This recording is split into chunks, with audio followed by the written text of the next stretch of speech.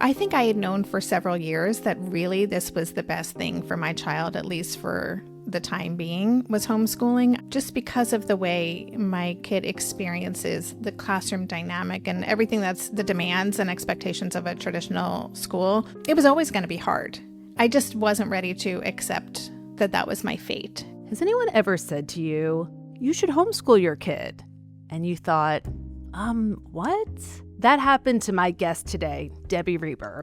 And when another parent told her that, she thought, yeah, that's a hard pass. So her kid went to 3 schools between kindergarten and 2nd grade, got lots of services. Some things went well, others didn't. There were calls, complaints, frustrations, and victories. Then something happened that, as she says, forced her hand. So Debbie's husband got a job offer in the Netherlands. It was already stressful moving across the world, which her kid wasn't so happy about. And the idea of finding the right school there and starting over in another language, no less, Debbie's hard pass took a hard turn. This is Everyone Gets a Juice Box. I'm Jessica Shaw, and this is Debbie's story.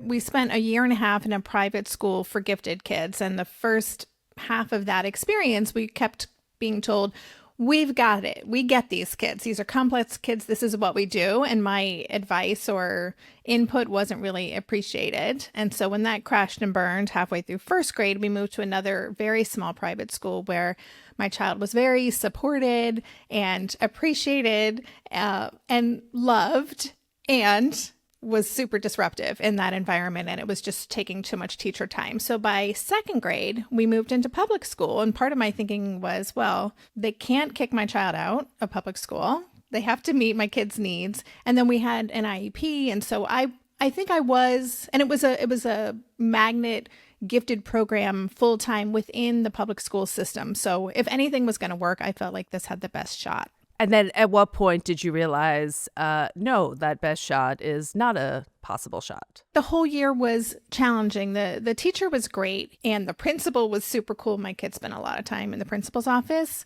and they became very close friends. And so, there was the support there, but the speech language pathologists and the OTs and other people who were pulling my kid out for services and things, I got a lot of feedback that it was continuing to be challenging, and there was a lot of social stuff and just so much dysregulation, and that seemed to be increasing. Was there a particularly horrible moment that sticks out in your mind of like, something had to change? Yeah, I mean, at the first school, there were a lot of phone calls, and it usually came because of, my child getting dysregulated in the classroom. And the one day that comes to mind when you said that is, there was a handwriting assignment. I learned about this after the fact when I was brought in for what felt like an intervention, frankly. But there was an assignment, when you're writing in a big piece of paper, letters, and they were supposed to be your name, but you were supposed to write it in very block letters, very clean.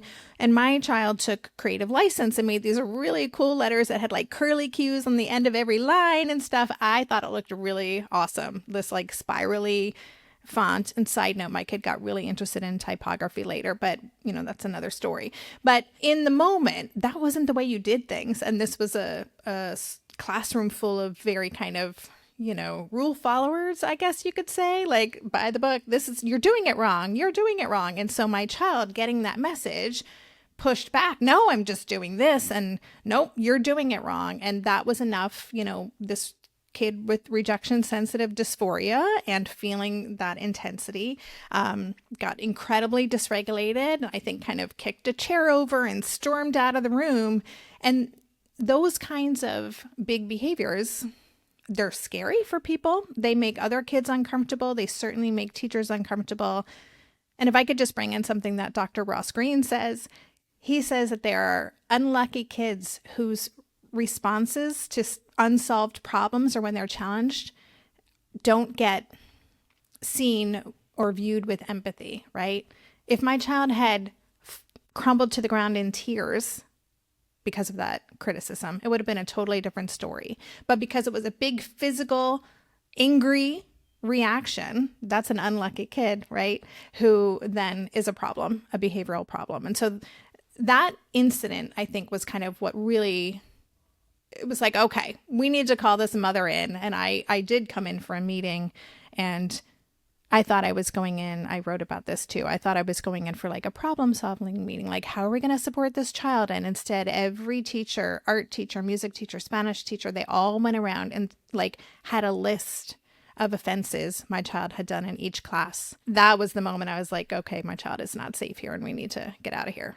Overall, I constantly felt as if my child was this aberration. Like, everyone else is kind of getting through, but my kid is so extreme with behavior or intensity or whatever that it was just not a good fit. And yes, it was super frustrating because I was running out of options, and I was trying to do all the right things and meet with the right people and bring in an educational consultant. And, we were doing therapy and OT, and I had a parent coach. Like, I was like, there's got to be a way to get through this system. And yeah, but I saw kind of our family not doing well overall. And I definitely saw my child becoming just more and more dysregulated. Like, we were not moving in the right direction. Ultimately, I'll say a friend had suggested we homeschooled for several years, and I was super not interested. I was like, no, that's okay. I'm going to figure something else out. But by the end of that year, we had kind of a life disruption that kind of forced my hand. It started with a job offer that my husband got to transfer us from Seattle to the Netherlands. And we thought it was a short-term thing. And I'd never even been to the Netherlands, but we were so kind of burned out by that point. So part of it was like, well, we got nothing to lose. Let's kind of take this leap of faith. I will say that I spent some time trying to find a school here until a friend kindly said to me, Debbie, if you can't find a fit in Seattle, you're not going to find like the perfect fit in Amsterdam. And she was right. But I did pursue that because I still wasn't quite ready to basically say, okay, I'll just push pause on my career and, dive into spending all day, every day with this kid who was very dysregulated a lot of the time and would dysregulate me as a result. Yeah, and not to mention doing it in another country where there's another language and there's just the dysregulation of moving across the world. Yeah, and our kid had just turned 9 and was super unhappy about the decision. We didn't consult my child before we said, we're moving to another country. So that was hard. But also homeschooling here is really not a widely accepted thing to do. And I knew that going in, that there was no guarantee we would get approval to do it. I knew there wasn't a big, thriving homeschooling community here. And so that added an additional layer of kind of overwhelm about the whole process. At this point, you've decided to go to the Netherlands. Your kid Correct. is like, I don't want to do this. And it's like, Dad got a job. We're going. Yeah. And it's going to be rough for all of us to an extent, but we're going to figure it out.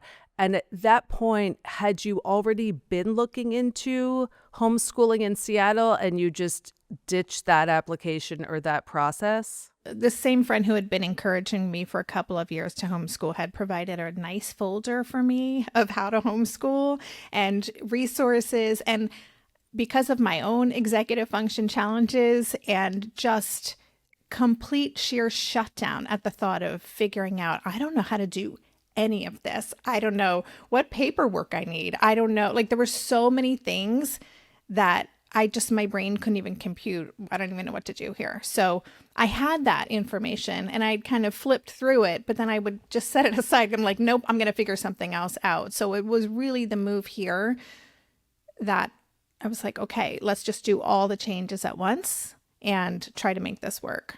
The idea of having a huge packet when you're not a teacher, you're a parent, and I don't know, can we just say it out loud that sometimes when we kiss our kid and they go off to school, there's a little bit of a, you know?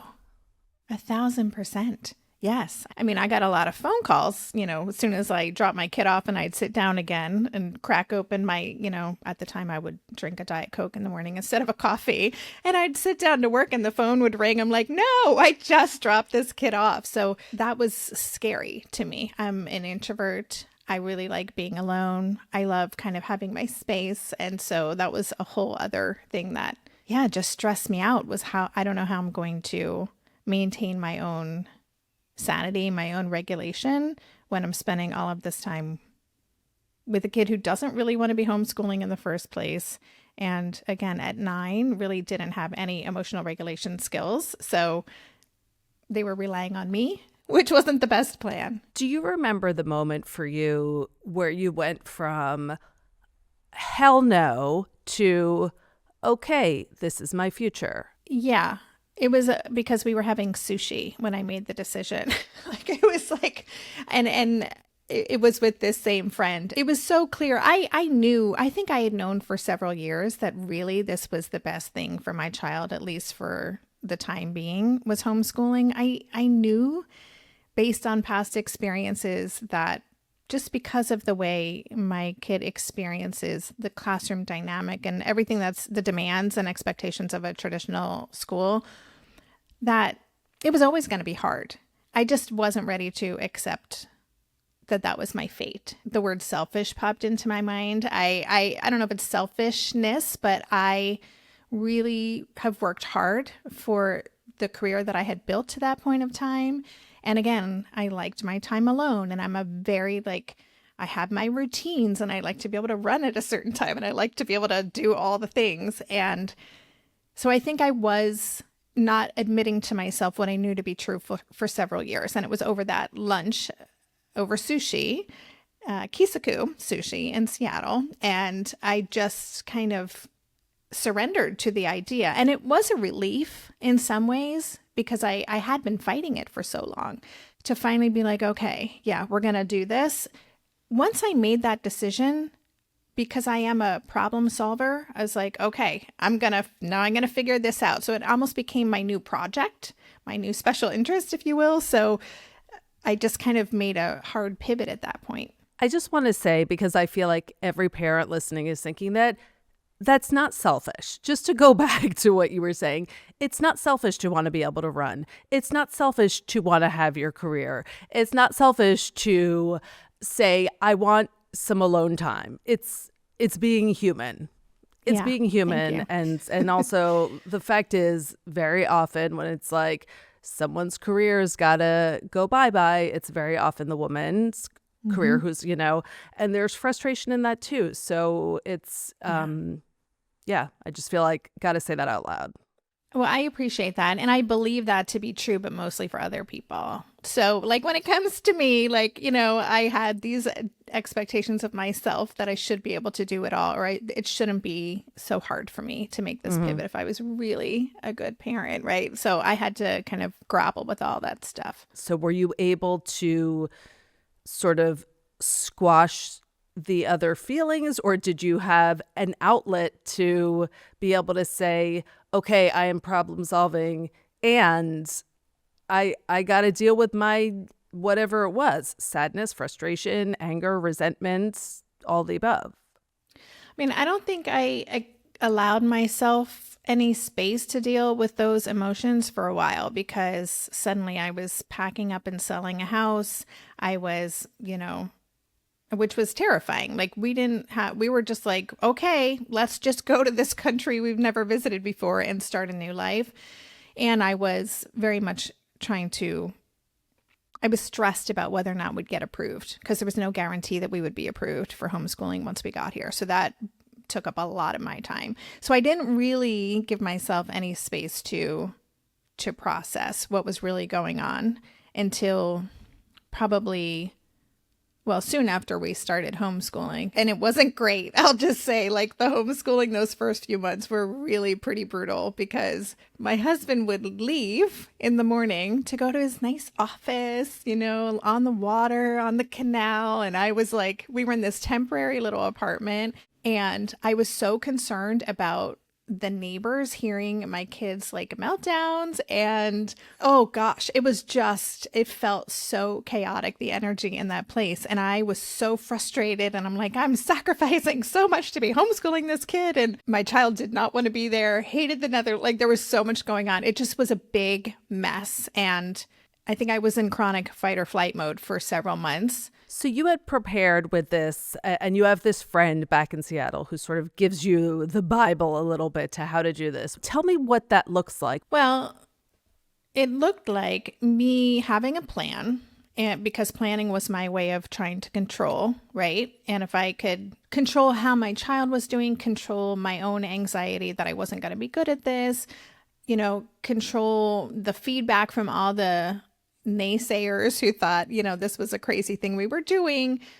And then feeling this grave responsibility for my child's education, right? Because I have this precocious, brilliant little human being, and now I'm in charge, right? So I had plans and schedules, and then I have a demand avoidant child who I was just starting to really understand because I hadn't seen up close and personal what trying to teach this kid looked like. So I was like, oh, like I remember I was like, oh, okay, I'm starting to understand how this could have been really challenging in a classroom. But in the day to day, it was a lot like a starting off on a good note. And then I make a suggestion and the suggestion would be met with, would be rejected or dysregulation. And then a suggestion like we're doing math now kind of thing.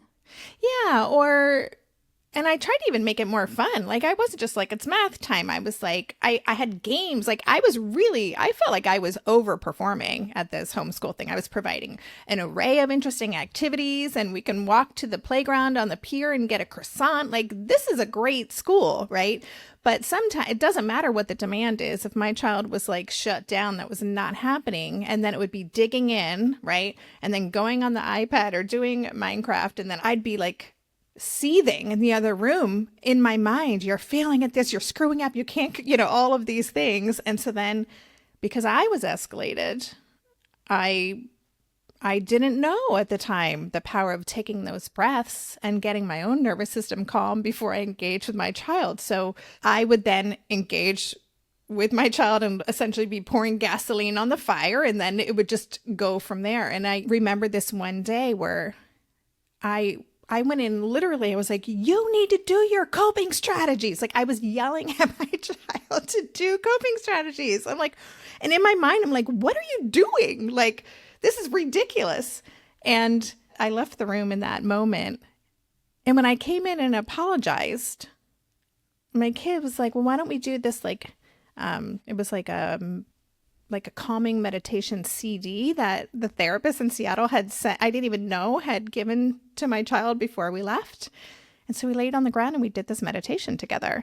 And then my kid said, I think you need a Diet Coke. And I was like, I think that I do. But it was a very sweet moment. But hearing myself yelling at my child to engage in coping strategies. And I was like, oh, I am so the one who needs the coping strategies. That was a real moment for me that I'll never forget. So you mentioned that the first few months were challenging and you're getting used to it. Was there a moment for you? I mean, did you ever feel like giving up? I hear that you're kind of a problem solver where you're like, I will get this. Yeah, I'll just share that I just stumbled upon a video on my hard drive that I didn't forget that I even did this, but I used to send these video confessionals like an MTV, like a reality show, to my friend back in Seattle. And I found one of these recently, and I'm like in this dark bedroom, and I'm like, oh, today was a terrible day. And I was like, oh my gosh, it really transported me back there. So I don't know why I went on that little side note, but I think during that period of time, I definitely felt like, I don't know if I can do this. I mean, I was super unhappy. I was feeling overwhelmed. It was hard. I felt like I couldn't enjoy the fact that we were living in this beautiful place, and I wanted to explore and I wanted to, really dive in, and I couldn't do that. I felt almost like a prisoner in my home, and sometimes I couldn't get this kid to go outside, and then my husband's out biking to work, and I was like, well, this is not cool. So those first few months were pretty rough. And I can tell you about the moment where things kind of shifted for me. I mean, it wasn't like one moment, but I started working with a parent coach who was really helping me kind of realize how hard I was being on myself and how I was demanding me to crush it, right? I was demanding that I do this perfectly and it had to go well. And I should be able to do this and feel really calm at the same time. And this parent coach was like, why? Like, she really challenged all of those beliefs that I had and validated what I was doing and kind of helped me see how much I was mourning the loss of my identity. As you know, I used to write books for teenage girls and was really invested in kind of the girl empowerment self-worth movement. That was my job. So I had to kind of acknowledge, yeah, I miss this piece of me. I miss this part of my life. I miss my friends. And I started realizing that even though I was on paper showing up for school every day and I was ticking all the boxes, I was not actually there mentally or emotionally at all. I was really, which was making me frustrated. When we went off course, I was like, no, we have to get through this stuff because I want to get on with my life. And so I started recognizing when I felt more urgent about things, it was because I had an agenda. And I started realizing that when I have any agenda of any sort, that's not going to work for my kid. So right. I just said, you know what? I'm going to throw out the agenda. I'll have guidelines, but I'm going to try to show up differently for school and see what happens. And it was a really conscious decision I made. Was your kid able to say, or did they ever say it, oh, I'm learning? Yeah, definitely. I mean, I think when I made that decision, I had a meeting. We always started our school day with a meeting and we'd watch cool video. Like we had a whole bunch of stuff we did, but I did declare to my child, I'm going to do things differently from now. And from now, this is our school and we don't have to follow anybody's rules but our own. Like, what's the point of homeschooling if we can't make it work for us? And that was exciting for my kid. That really started to shift the whole tone of our dynamic and what the day felt like day to day. And it started to be more fun. I remember saying, like, this is pretty cool. What do you think of our homeschool? Is this working for you? And my child would say, yeah, I love it. It's great. Tell me your single favorite lesson that you did. Oh my goodness. My single favorite lesson. Well, we spent an entire year studying World War I because we live in Europe and we had access to so many things. So I was not a good student. I'll just say that for everybody. I was like a terrible student, actually, kind of a solid C- student. I really didn't like school. It was something to get through and I didn't really learn a ton. So homeschooling gave me a chance to be like, oh, learning is really cool. History is fascinating. And so the year that we spent really diving into World War I, and then we went to Belgium and we got to see trenches and do all the things. I was like, this is amazing. It was so experiential. And rather than like write a paper or whatever, my kid decided to make kind of like cartoon, like one panel cartoons on different like scenes from World War I. We posted them all over our apartment and we invited some of our friends to come over and we had and I made cookies and we had kind of like a day. So that was like a whole year that was just, just really fun to get caught up in history and feeling it all. And at that point, are you able to say, yeah, Debbie, you're freaking killing this? I kind of was. Like, I think Good. Within a couple of years, I definitely started to shift.